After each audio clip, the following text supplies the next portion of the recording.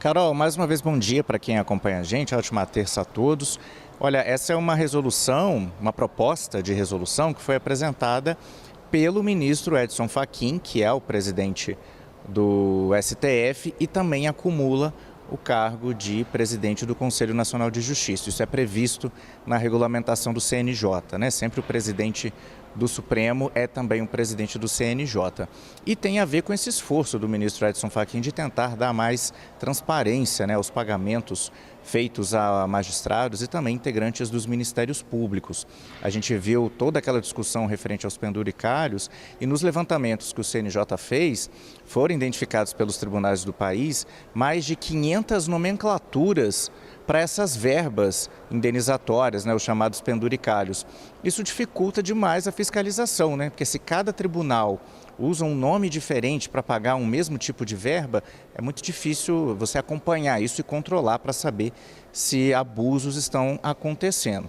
Então, o ministro Edson Fachin apresenta esse modelo de resolução que vai ser colocado em votação na sessão de hoje. A sessão está marcada para as 10 da manhã, podem votar os 15 integrantes, né, os 15 conselheiros do CNJ, e se essa resolução for aprovada, os tribunais em todo o país vão ter 60 dias para se adaptarem.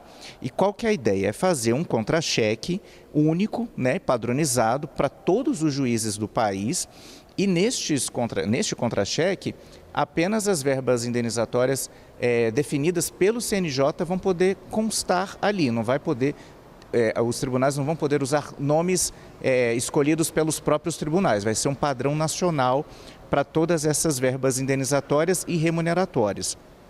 O texto estabelece também a tabela remuneratória unificada, que traz também esses parâmetros, né, a serem seguidos pelo país todo. E aí, os magistrados só vão poder receber um contra-cheque por mês. Vai ficar vedada a possibilidade de folhas de pagamentos paralelas ou complementares. É sempre um pagamento por mês que eles vão receber. Essa minuta apresentada pelo ministro Fachin prevê, por exemplo, que apareçam ali parcelas como diárias, ajuda de custo, gratificação por acúmulo de jurisdição, indenização de férias e valores retroativos pendentes de pagamento. Além disso, também está prevista nessa resolução um envio padronizado das folhas de pagamento ao CNJ, integração dos sistemas dos tribunais e acesso da Corregedoria Nacional dos Juízes a essas bases de dados das remunerações para poder também fazer essa fiscalização. Carol. Obrigada. A gente vai acompanhar essa análise lá no CNJ com o Pedro Moreira. Obrigada, viu, Pedro? Penduricalhos em destaque quando a gente fala de judiciário. E também tem um outro tema que a gente vai trazer agora com o Theo Cury, que também está em análise hoje. A primeira turma do STF vai analisar um recurso da Procuradoria-Geral da República contra aquela decisão do ministro Flávio Dino, que retirou a aposentadoria compulsória como punição máxima aplicada à magistratura.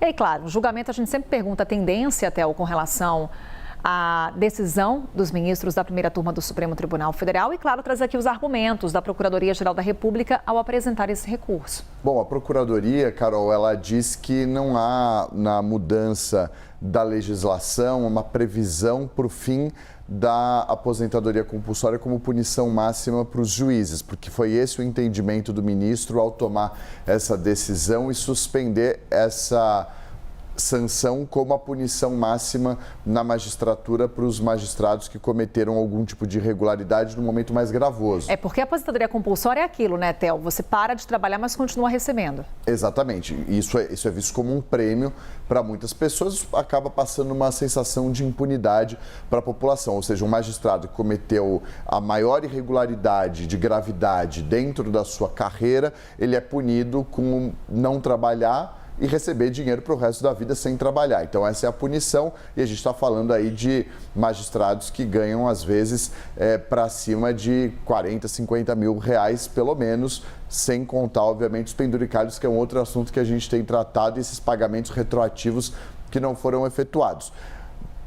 Com relação a essa decisão, o ministro Flávio Dino entendeu que com a mudança na legislação chegou ao fim essa forma de punição. E com isso decretou, nesse ano, numa decisão tomada individualmente, depois houve uma concordância dos demais colegas, o fim da aposentadoria compulsória como uma forma de punição máxima a um integrante da magistratura brasileira. E aí a Procuradoria-Geral da República apresentou um recurso dizendo que a lei que fez o ministro entender dessa forma não diz exatamente isso. Ou seja, são interpretações diferentes. E a PGR pediu que essa avaliação acontecesse no plenário do Supremo Tribunal Federal, com todos os 10 ministros discutindo juntos sobre esse assunto. No final das contas, o ministro entendeu que o lugar certo para essa discussão é na primeira turma do Supremo, turma da qual ele faz parte, porque é o que prevê o regimento quando há um questionamento ou uma decisão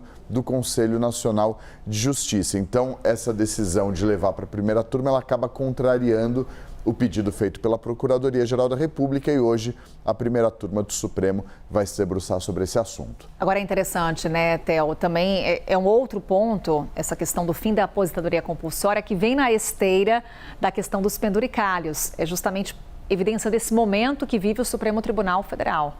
Exato.